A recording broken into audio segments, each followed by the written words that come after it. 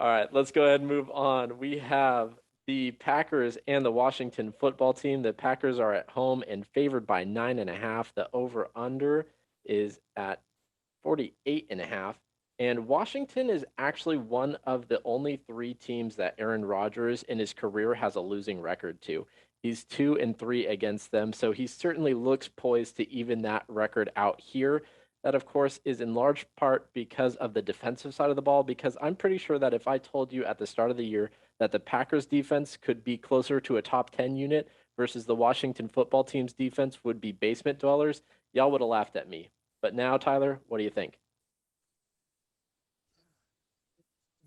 Mike, I still don't understand what's going on in Washington. I can't put my finger in it. I don't know if, maybe coming into the season, they were excited about, their quarterback situation and maybe potentially being a playoff team. And, maybe the early injury trouble kind of just threw them for a loop because on paper, they feel like a defense that should be performing and they're just not. With that being said, I think the thing that really, really gets me here is you're right, how well the Packers defense has been playing.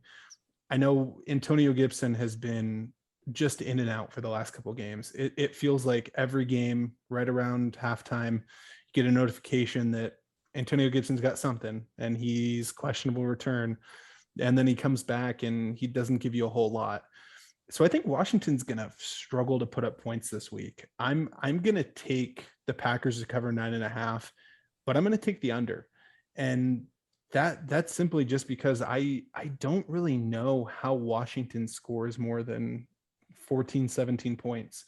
And it seems like right now Aaron Rodgers is on a mission to, show the entire NFC, hey guys, I'm still here. It might only be for one more year, but I'm still here and I'm here to show you why I'm the reigning MVP.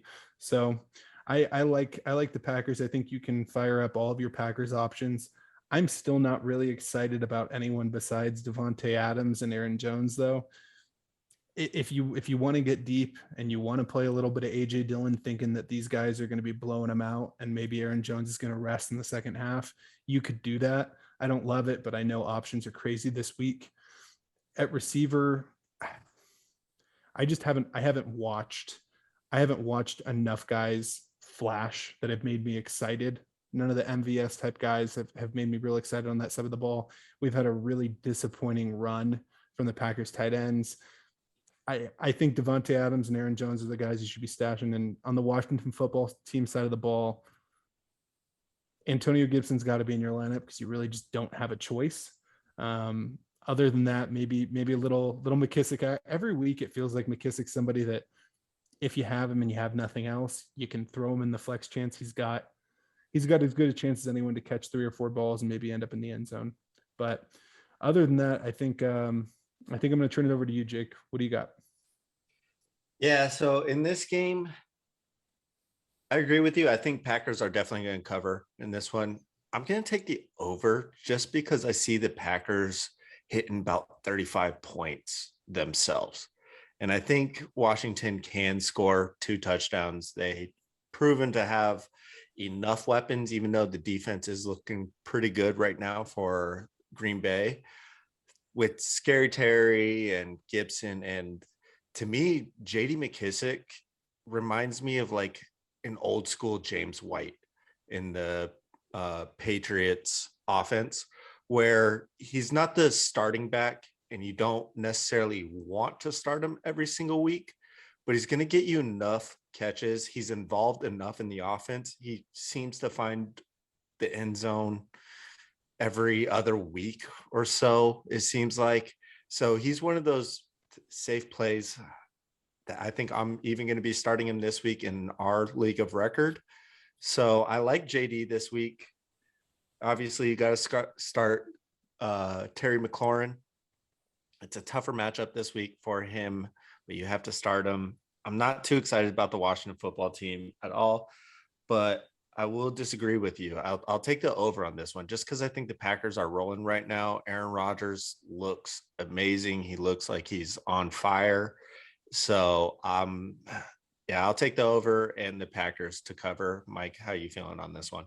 Really quick, I just wanted to jump in and let everyone know that this is the game of my feelings got hurt because no one would take my trade offers for Aaron Jones, AJ Dillon, JD McKissick. These are all guys that I desperately want to be playing on my team because I am the victim of bipocalypse. I had 7, 8 guys on bye this week, but yeah, I just wanted to also ditto that I'm on those exact picks as well. But Matt, let me throw it to you. Yeah, I'm going to agree with Jake on taking the over here. And part of it is outside of last week, which was a very unique performance where the Chiefs defense actually showed up, Washington's been able to put up points all year long and stay in the game. Even, I mean, they put up a good amount against the Falcons, which, I mean, that's not necessarily hard to do. The Saints, even though they kept that game competitive until the end. And Mike, correct me if I'm wrong, but I believe Jair Alexander is still out for Yeah, the he's on Packers. IR. Right. Okay, so if he's still out there, that actually opens up a much better matchup for Terry McLaurin. So I believe he's going to have a solid game along with McKissick. I do believe Washington's going to be trailing most of this game. I think Packers are going to jump out hot. I believe most of the points are going to come through the air here, though. Even though Washington's defense has not shown up, really in a lot of ways is they've actually tried to incorporate like a pass funnel type of defense which has not worked out at all, because at this point they're actually only giving up about 3.38 yards per carry. So they do have that on the defensive line, but there are just miscommunication issues everywhere on the back end. So if this is a game in Bipocalypse where, let's say you're in a tough matchup and you're shooting for that upside, I actually wouldn't have a problem streaming MVS this week, throwing him in there in like a, second flex or a flex if you absolutely need kind of that boom play. I think Rodgers is going to torch them through the air. So from there, I'm going to take the over. I think I'm going to take Washington to cover. If I'm betting this, I'm going to bet it to 10. I don't like the 9.5, but I bet it to 10 here. But I just think they're going to keep it close enough, even if it ends up being in garbage time, especially after that really embarrassing loss to the Chiefs last week. And I know it's the Chiefs, but I mean, your division rivals, the Eagles, just dropped 34 on them and kept it tight the entire game. You've been able to score points, and nobody on that team showed up. So I do expect a little bit of a bounce back performance from them, just to keep things slightly interesting at the very end. So it looks like a lot of the public is on your side there, Matt. Just to give a quick line update, we are recording this on Wednesday. It did open up at minus 9.5.